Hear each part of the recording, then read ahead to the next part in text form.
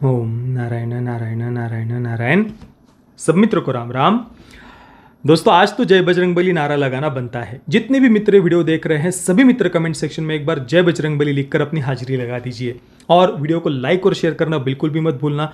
जो नए मित्र वीडियो देख रहे हैं प्लीज़ चैनल को सब्सक्राइब कर दीजिए। दोस्तों, वीडियो के टाइटल से आपको पता चल गया होगा कि हम किस विषय पर चर्चा करने वाले हैं, पर केवल यही एक नहीं 5 और अपडेट मैं आपको देने वाला हूं एस राजामौली जी और महेश बाबू की आने वाली अफ्रीकन जंगल एडवेंचर फिल्म SSMB 29 के बारे में। देखिए, सबसे पहले अपडेट तो बिल्कुल वही थंबनेल में आपने देख ही लिया होगा। महेश बाबू का जो पात्र है इस आने वाली फिल्म में वो हनुमान जी से प्रेरित होगा। अब इसके बारे में ज़्यादा तो कुछ जानकारी उन्होंने नहीं दी है, पर इतना हम अनुमान लगा सकते हैं कि इस पात्र की जो शक्तियाँ हैं वो बिल्कुल हनुमान जी की तरह होंगी, या फिर हनुमान जी का भक्त इस पात्र को दिखाया जाएगा, या हनुमान जी की साधना करके तपस्या करके वैसी कुछ शक्तियाँ इस पात्र ने जागृत की होंगी। अब कैसे वो इस पूरे पात्र को दिखाने वाले हैं, डेवलप करने वाले हैं, ये देखना बहुत बहुत ज़्यादा इंटरेस्टिंग होने वाला है। एक तो ये अफ्रीकन जंगल एडवेंचर पर आधारित फिल्म है, और एस राजामौली जी ने अमेरिका में जो एक इंटरव्यू दिया था उसमें उन्होंने कहा था कि एक ग्लोब ट्रोटिंग ऐसा एक एक्सपीरियंस ये फिल्म देगी, मतलब एक विश्व भ्रमण करने वाली ये फिल्म होगी। दुनिया के अलग अलग देशों, अलग अलग प्रांतों में ये फिल्म की कहानी हमें लेकर के जाएगी, और विशेषतः अफ्रीकन जंगल्स पर ज़्यादा मुख्य फोकस होगा। अब जंगल एडवेंचर है तो भाई ढेर सारे अलग अलग प्रकार के प्राणी, और पता नहीं वो कैसे पूरा वो एक कैसे डेवलप करेंगे इस पूरे जंगल को। वे सांप और जंगल के अलग अलग जो भी जानवर है, मैं तो देखने के लिए बहुत ज़्यादा उत्सुक हूँ, क्योंकि एस राजामौली जी का जो विजन है वो ऐसा कुछ सोचते हैं जिसकी हम कल्पना भी नहीं कर सकते। तो ये जंगल में बहुत उत्सुक हूँ देखने के लिए।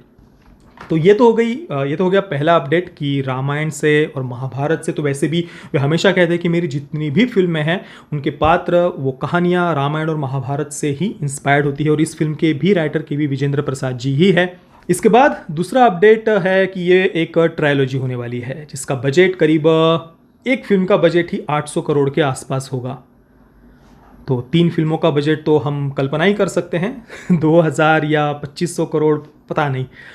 और ट्रायलॉजी होने वाली है, ये भी KV विजेंद्र प्रसाद जी ने इसके बारे में जानकारी दी, ऐसा न्यूज़ आर्टिकल्स में हमें पढ़ने को मिलता है। काफ़ी लंबे समय से वे एक ऐसी जंगल एडवेंचर फिल्म बनाने के बारे में सोच रहे थे। एस राजामौली जी अपने बेटे के साथ में उन्होंने इसके बारे में चर्चा की थी। इंडियाना जोन्स की ही तरह उसी से इंस्पायर्ड ये पूरी फिल्म होगी। अब इंडियाना जोन्स की जब बात आती है तो उसका जो टेम्पल ऑफ डूम जो एक पार्ट है उसमें भारत को बहुत ही गंदे तरीके से उन्होंने प्रोजेक्ट किया है, दिखाया है, जो मतलब बहुत बहुत ज़्यादा अपमानजनक है हर भारतीय की दृष्टि से, हर प्रकार से। अब क्या उस फिल्म को इंडियाना जोन्स उस फिल्म को क्या इस फिल्म के माध्यम से कुछ उत्तर देने का प्रयास किया जाएगा? मुझे तो ऐसा ही लगता है। इस फिल्म में भी हमारे कल्चर को बहुत ही प्राउडली, गर्व के साथ में वे एस राजामौली इसके माध्यम से दिखाएंगे। और ये बात उन्होंने कही भी थी जब उन्होंने कहा था ना अमेरिका में एक इंटरव्यू में कि ये ग्लोब ट्रोटिंग एक्सपीरियंस होने वाला है, और उसके माध्यम से हमारे भारतीय कल्चर को वे पूरे विश्व के सामने लेकर जाना चाहते हैं। तो इंडियाना जोन्स ने जो एक बहुत ही गलत स्टेरियोटाइप्स भारतीयों के बारे में जो बनाने का प्रयास किया था, उन सारे स्टेरियोटाइप्स को ये फिल्म तोड़ेगी, ऐसा मुझे तो विश्वास है। ये हो गई दूसरी अपडेट। इसके बाद तीसरी अपडेट है, वो बहुत इंटरेस्टिंग है कि इस फिल्म के राइट्स लेने के पीछे बहुत बड़े बड़े एंटरटेनमेंट जायंट्स पड़े हुए हैं, बड़े बड़े प्रोडक्शन हाउस पड़े हुए हैं, वो भी इंटरनेशनल, बाहर के। इसमें 2 नाम निकल कर सामने आ रहे हैं। एक तो है डिज्नी का और दूसरा है सोनी पिक्चर्स का। भाई डिज्नी ठीक है, मतलब, पर जो कुछ भी गंदगी डिज्नी ने फैला कर रखी है पिछले 3-4 वर्षों में, मैं पूरा वीडियो इस पर बनाने वाला हूँ, आप चैनल को सब्सक्राइब कर लीजिए। पर भले ही डिज्नी इसे प्रोड्यूस करे, मैं इतना ही चाहूँगा कि वो अपना कुछ इन्फ्लुएंस, अपना कुछ प्रभाव या कुछ ऐसे कुछ ना बताए कि भाई ये आप करेंगे तभी हम प्रोड्यूस करेंगे, या आपको ऐसे ऐसे इन कैरेक्टर्स को दिखाना पड़ेगा। ऐसा कुछ दबाव नहीं होना चाहिए एस राजामौली जी पर, उनको पूरा फ्रीडम, क्रिएटिव फ्रीडम मिलना चाहिए। तो वैसा हो तभी ठीक है डिज्नी प्रोड्यूस करे।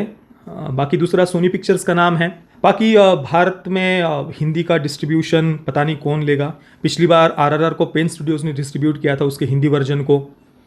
अब मुझे एक बात ये समझ में नहीं आती कि हिंदी वर्जन्स को डिस्ट्रीब्यूट करने के लिए बॉलीवुड के प्रोडक्शन हाउस के थ्रू होकर क्यों जाना पड़ता है। क्योंकि बाहर की फिल्में मार्वल की हो या अभी आप देखेंगे फास्ट एंड फ्यूरियस का 10वां पार्ट, उसकी 3 महीने पहले से बुकिंग शुरू हो गई है। मतलब 2-2.5 महीने तो हो गए होंगे, मैं देख रहा हूँ बुक माई शो पर, तब से बुकिंग शुरू हो गई है। तो बाहर के प्रोडक्शन हाउस, चाहे वो मार्वल हो, डीसी हो, वार्नर ब्रदर्स हो, यूनिवर्सल पिक्चर्स हो, उनका पूरा एक ऐसा सेटअप भारत में है और वे आराम से, उनको स्क्रीन्स भी मिल जाती है, कभी झिकझिक नहीं होती, कोई झिकझिक नहीं होती उनके बॉलीवुड के बड़े बड़े प्रोडक्शन हाउस के साथ में। वो 2 महीने पहले चाहे तो 2 महीने पहले, 3 महीने पहले चाहे तो 3 महीने पहले उनकी बुकिंग शुरू हो जाती है। तो बाहर के प्रोडक्शन हाउस का इतना कंट्रोल है भारत में, पर तेलुगु फिल्म इंडस्ट्री को ही आप ले लीजिए या कन्नड़ा फिल्म इंडस्ट्री को, वहाँ के प्रोडक्शन हाउस हिंदी में अपनी फिल्मों को खुद होकर रिलीज नहीं कर सकते। उसके लिए बॉलीवुड के प्रोडक्शन हाउस के थ्रू होकर जाना पड़ता है। क्यों क्यों क्यों नहीं होना चाहिए ना, ये मोनोपोली क्यों, ये गलत है। और फिर इस कारण से थोड़ा कुछ दबाव भी बन जाता है कि भाई हमारी इस एक्ट्रेस को ले लो, हमारी उस एक्ट्रेस को ले लो, तब और अच्छा नेटवर्क, डिस्ट्रीब्यूशन नेटवर्क मिलेगा, या ऐसा होता होगा। मेरा तो ये अनुमान, किसी पर कोई आरोप नहीं लगा रहा, पर भाई ये ऐसी मोनोपोली नहीं होनी चाहिए। तो हाँ, ये डिज्नी और सोनी पिक्चर्स का तो अभी तक नाम निकल कर सामने आ रहा है कि वो प्रोड्यूस कर सकते हैं। और इसके बाद चौथा अपडेट है कि इस पर 2023 के, इस वर्ष के अंत से काम शुरू हो जाएगा और 2025 के सेकंड हाफ में SSMB 29 ये फिल्म थिएटर में रिलीज़ होगी। यानी अभी हमें 2 वर्ष और वेट करना है इस फिल्म के लिए।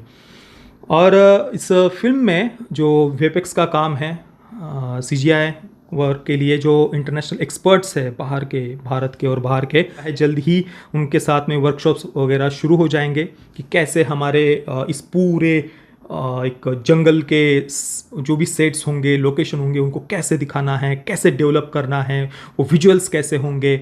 इस पर जल्द ही वे बाहर के इंटरनेशनल ऐसे कई सारे जो आर्टिस्ट हैं, एक्सपर्ट्स हैं, उनके साथ में काम शुरू होगा। इसके बाद 5वां और आखिरी अपडेट है फिल्म की कास्टिंग को लेकर।